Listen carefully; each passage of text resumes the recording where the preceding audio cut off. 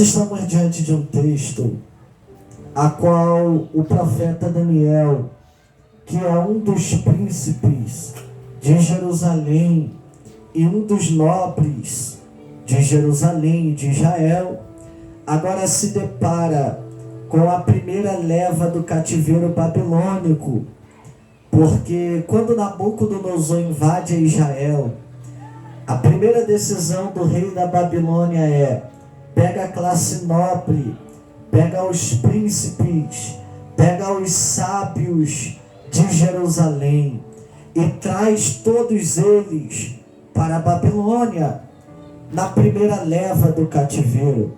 A Bíblia diz que entre esses jovens príncipes e sábios de Israel estava Daniel, estavam os seus 3 amigos, Ananias, Misael e Azarias. São 4 jovens que são fiéis a Deus em oração. São 4 jovens que são fiéis a Deus em um propósito, cheios do Espírito Santo e cheios da presença de Deus, e jovens que têm essência dentro de si. Só que agora eles são levados para a Babilônia, e quando eles chegam na Babilônia, a primeira ordem do rei é: vamos mudar a identidade desses jovens, porque aqui na Babilônia eles acreditam que mudando a identidade, muda quem eles são de dentro para fora. E qual é a prova bíblica disso? Que quando esses jovens, Daniel, Ananias, Misael e Azarias, chegam na Babilônia, a Bíblia diz que o rei vai dar uma ordem, e a ordem é: muda o nome deles. Daniel, a partir de hoje, se chama Beltesazar. Olha aqui para mim, irmãos. Ananias se chama Sadraque, Misael se chama Mesaque, e Azarias, a partir de hoje, se chama Abednego. E perceba uma coisa: o rei tenta mudar a identidade deles com um significado, porque Daniel em Jerusalém significa Deus é meu juiz, ou o amigo de Deus que é juiz. E Beltesazar na Babilônia significa o amigo do rei que é juiz. Então quem em Jerusalém é amigo de Deus, na Babilônia tem que ser amigo do rei.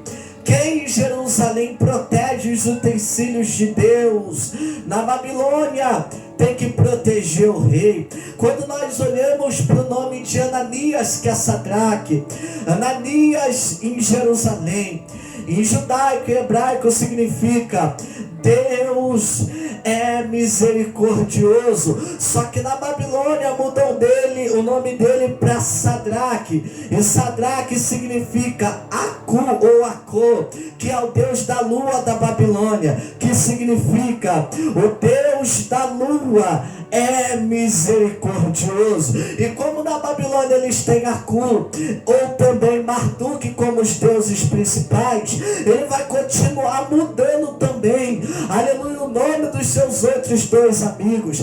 Misael, que significa Deus está comigo, aleluia, é mudado para Mesaque, que significa Aku está comigo. Quando nós olhamos para o nome de Azarias, que significa Deus é digno de adoração, ou adorador do Deus de Israel. Quando nós olhamos para Azarias, colocam Abednego, que significa adorador de Nebo, que é um deus da Babilônia.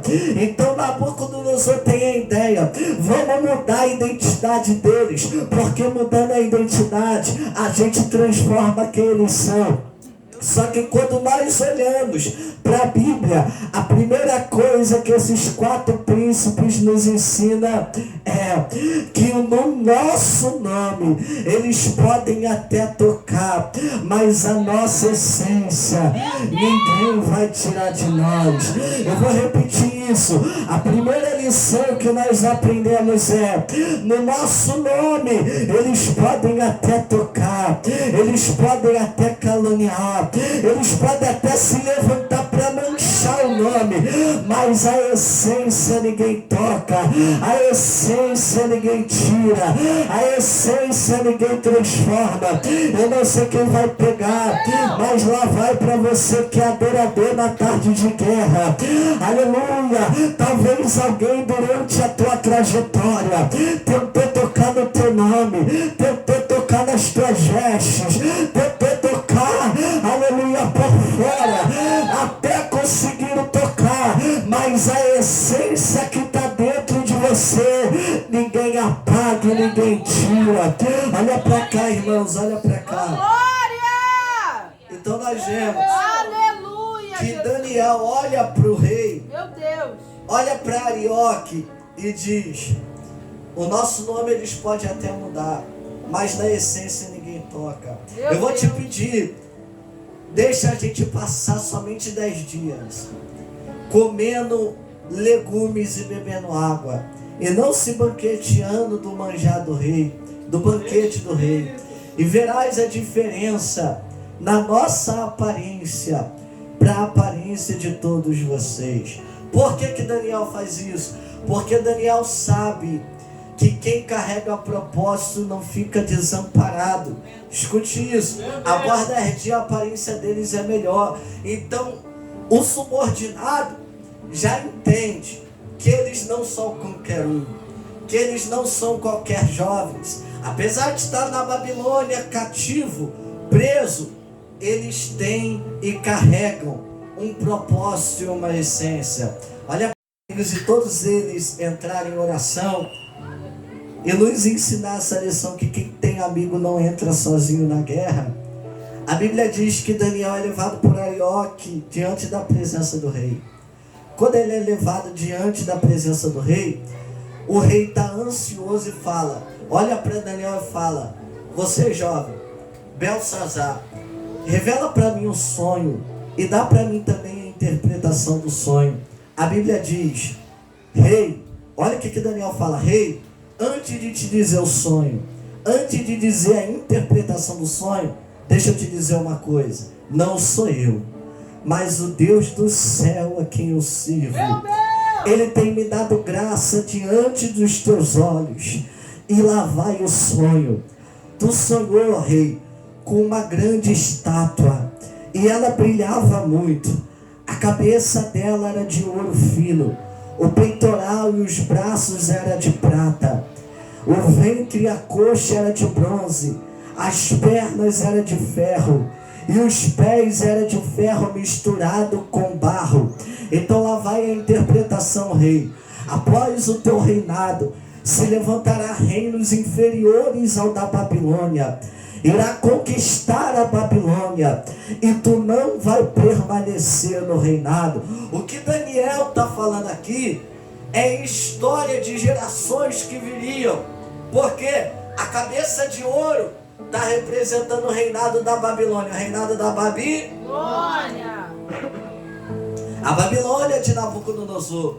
O peito de prata e os braços de prata está representando o domínio dos persas de Ciro Grande. O ventre e a coxa de bronze está representando o domínio dos gregos de Alexandre o Grande. A perna de ferro está representando o domínio de toda Roma. O ferro misturado com barro está representando o domínio da Roma dividida e misturada. O que Daniel quer dizer para o rei é: rei, após o teu reinado se levantará os medos e persas de Ciro, e eles vencerão a Babilônia, e a Babilônia não poderá ficar de pé, porque todo reinado humano é passageiro. E após o reinado dos medos e persas de Ciro, se levantará os gregos, a Grécia de Alexandre o Grande, e Alexandre o Grande irá vencer a batalha contra os persas, porque o reinado dos persas não pode prevalecer, porque todo reinado humano é passageiro. Vem comigo, igreja. E após o reinado de Alexandre o Grande, aquele que fez o povo falar a mesma língua que ele, um dos maiores conquistadores, se levantará o reinado de Roma. Roma vai se levantar como a primeira potência mundial, vai vencer a Grécia de Alexandre o Grande, e vai ser o reinado principal sobre a humanidade. Só que após o reinado de Roma, Roma vai se dividir no meio. Vai vir reis, rainhas, presidentes, presidentas. E Roma também não vai prevalecer, porque todo reinado humano é passar. Ei, e te digo mais, após essa estátua, eu via também uma pedra, uma rocha. Ela foi cortada sem auxílio de mãos. E eu via quando essa rocha esmagou os pés de ferro misturado com barro. Olha aqui para mim. E após esmagar os pés de ferro misturado com barro, eu via também ele esmagando a perna de ferro, o ventre e a coxa de bronze, o peito e os braços de prata, e também a cabeça de ouro. O que Daniel está dizendo aqui é a mesma coisa que Deus olhou para Davi um dia e falou assim, ó: não faltará rei sobre o trono da tua geração, e eu vou levantar um que reinará para toda eternidade. Vamos fazer uma dinâmica, você vem comigo. Quando nós olhamos para a história da humanidade, nós olhamos para a Babilônia de Nabucodonosor. Babilônia já passou e Nabucodonosor morreu, mas Jesus continuou vivo. Vamos lá comigo, igreja. Aleluia. A Grécia, os Medo-Persa de Ciro passou, Ciro morreu, e Jesus continuou vivo. Aleluia. A Grécia de Alexandre o Grande também passou, Alexandre o Grande morreu, e Jesus continuou vivo.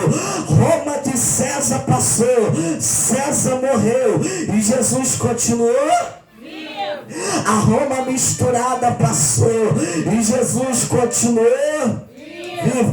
Agora vamos comigo, vamos falar de uma história mais pra cá. Começou as guerras napoleônicas, tentaram parar a igreja, mas Jesus continuou vivo. Vieram as guerras franco-prussianas, a guerra passou, mas Jesus continuou vivo. Veio a primeira guerra, mas Jesus continuou vivo. Veio a segunda guerra, Hitler matou milhões de judeus, tentou parar a igreja, quase exterminou os cristãos. A idade das trevas na Europa chegou, tiveram que esconder a Bíblia embaixo da terra para a palavra não ser esquecida, mas Jesus continuou vivo. Presidentes se levantaram, presidentes pararam, mas Jesus continuou no trono. Eu não sei se você vai pegar, mas é Daniel olhando para Nabucodonosor dizendo: todo reinado humano vai passar, mas haverá um que se assentará no trono após vencer a morte, após vencer o inferno, após vencer a cruz, e o trono dele jamais passará. Eu não sei se vai pegar, mas Isaías vai profetizar sobre ele dizendo: ele será chamado Conselheiro, Deus forte, Príncipe da paz. Para os encantadores e para os caldeus. E olha o que ele diz: eu não vou contar o sonho, eu quero que além da interpretação vocês revelem o que eu sonhei, porque se eu contar, vocês vão dizer qualquer coisa. E o que chama a atenção é que um deles se levanta: rei, não há carne humana que possa revelar tal coisa, porque isso não é da gente, isso é dos deuses, e só eles podem interpretar e revelar. Olha aqui para mim, a Bíblia diz que Nabucodonosor, ficando sem uma resposta, ele vai ficar irado e vai dar uma ordem para Arioque. Qual ordem é? Mata todo mundo, reúne todos os sábios da Babilônia, reúne todos os encantadores da Babilônia e manda matar todo mundo. A Bíblia diz que a notícia chega até Daniel. Chega até Daniel. Quando chega até Daniel, a Bíblia diz que Daniel, ele olha para Arioque e fala: pede o rei somente alguns dias, porque eu vou orar, e o Deus que está no céu, ele irá de me dar a interpretação e me revelar o sonho do rei. Assim foi feito. Só que quando Daniel chega para casa, ele não vai orar sozinho. O que ele faz? Ele olha para os amigos, Ananias, Misael e Azarias, e olha o que ele fala para os amigos: eu preciso que vocês me ajudem em oração. Por quê? Porque o rei está perturbado. Ele sonhou e quer que revele o sonho e traga a interpretação do sonho. Eu preciso que vocês me ajudem em oração. A Bíblia diz que entre em oração os 4 príncipes de Israel, Daniel, Ananias, Misael e Azarias, estão orando em um só propósito. Após um dia de oração, Daniel chama os amigos, reúne e fala: graças eu dou ao Deus que está nos céus, porque Ele revela o profundo, Ele revela o oculto e Ele revela o escondido. Só que a segunda coisa que Daniel nos ensina é que quem tem amigo não entra na guerra sozinho. Eu vou repetir isso aqui porque alguém levantou a mão e deu glória. Quem tem amigo sabe que não entra na guerra sozinho. Daniel olha para os amigos e fala: se é para orar, vamos orar. Se é para jejuar, vamos jejuar. Se é para subir monte, vamos subir monte. Se é para entrar na guerra, vamos entrar na guerra. Mas quem tem amigo não guerreia sozinho. Se é para chorar, vamos chorar junto. Se é para se alegrar, vamos se alegrar junto. Se é para estender a mão, toma aqui a minha. Mas sozinho na guerra tu não fica. Aleluia. Meu Deus tremendo. Pega na mão de um crente que está do seu lado. Isso, vamos devagar. Olha para ele e fala: tu tem amigo. E sozinho na guerra tu não fica. Agora você entendeu o porquê em toda a Bíblia Deus sempre levantou alguém para acompanhar alguém que tem propósito. Paulo, me prova. Moisés estava na guerra com a mão levantada. Enquanto a mão estava levantada, a vitória é certa. Mas como todo ser humano, se ficar de mão levantada há muito tempo, o braço cansa, perde as forças e o braço começa a baixar. Só que a proposta é: se o braço abaixar, o povo perde a guerra. Então quando ele cansou, perdeu a força, de um lado pegou no braço de Moisés e meteu de pé, e de outro lado Arão meteu o braço de pé. Se não pegou, assim diz o Senhor, para edificados na rocha, quando um de vós cansar o braço, vai ter Arão do teu lado, levantando a tua mão e falando: continua na guerra, porque sozinho tu não fica. Aleluia! Eu estou sentindo um som para profetizar. O meu corpo arrepiou. Então lá vai para quem tem mão para levantar em boca para dar glória. Assim diz o Senhor: eu estou levantando alguém do teu lado, que se é para chorar contigo, vai chorar. Se é para guerrear, vai guerrear. Se é para lutar, vai lutar. Mas sozinho tu não fica, José. Deus vai levantar pastores, Deus vai levantar obreiros, Deus vai levantar levitas. Mas sozinho o edificador na rocha não fica.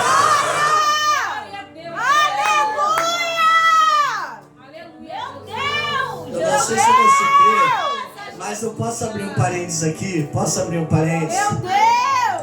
Tem muita gente que não tem sabedoria, aquele crente que vai pelo ouvido dos outros igual piolho, vai de cabeça em cabeça. Aí desiste da guerra porque tá difícil. Só que quando nós olhamos para Atos 27 e 22, olha o que Paulo vai dizer para 275 homens que estão achando que vai morrer dentro do barco. Mas agora vos admoesto, aqui tenhais bom ânimo, porque não se perderá a vida de nenhum de vós. Quando nós falamos de barco, nós estamos falando de um propósito, como até mesmo o pastor José disse, atravessar e chegar no destino.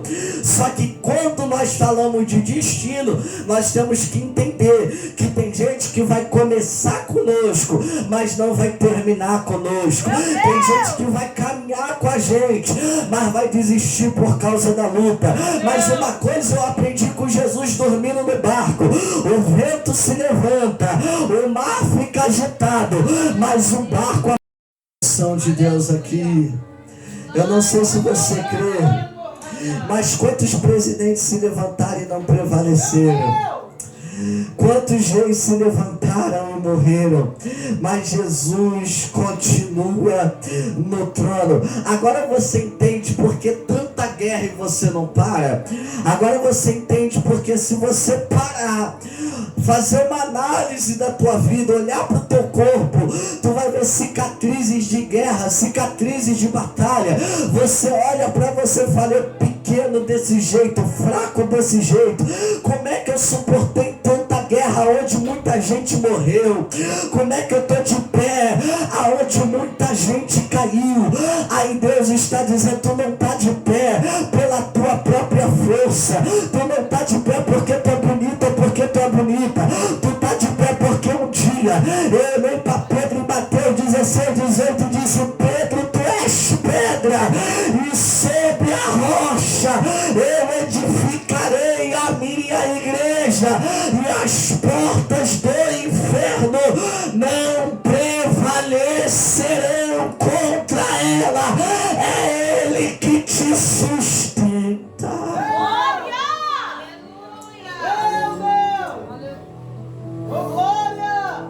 Vou terminar. Olha aqui para mim, irmãos. Deus me trouxe aqui nessa tarde só para te dizer: o domínio ainda está na mão dele. O controle ainda está na mão dele. A autoridade ainda está na mão dele. Ninguém pode tirar ele do trono. Pregador, mas estão me caluniando com aquilo que não é verdade. Só Deus sabe o que eu estou passando. Nem era para estar aqui hoje, mas Deus te trouxe aqui só para te dizer: não se preocupa, porque nos tocam no teu nome, mas não tocam na tua essência. Eu não sei quem tem fé para receber isso, mas lá vai para quem tem mão para levantar a boca para dar glória. Talvez você que aqui nessa tarde de guerra, olhando para você mesmo e dizendo: alguém olhou para minha casa, o diabo disse que ia destruir a minha família, o diabo disse que ia arquitetar contra os meus filhos, o diabo disse que ia acabar com o ministério. Então lá vai a palavra daquele que está sentado no trono. Para isso se manifestou o Filho de Deus, para desfazer todas as obras do diabo. Pregador, mas ele falou que ia tocar na minha casa, ia tocar na minha família. Não vai, porque o salmista diz: 1000 cairão ao teu lado, 10.000 à tua direita, mas tu não será. O Minaga sube comandará. Eu estou sentindo a unção de Deus aqui sobre esse lugar. O Minasce coma prominar a céu. Ora calabará se comandar. Se levante a tua mão. Ai, ai, ai, ai, ai, ai, ai, ai, ai, ai. Assim diz o Senhor: laços de morte acabou de cair por terra. Se prepara, porque Ele está advogando as nossas causas.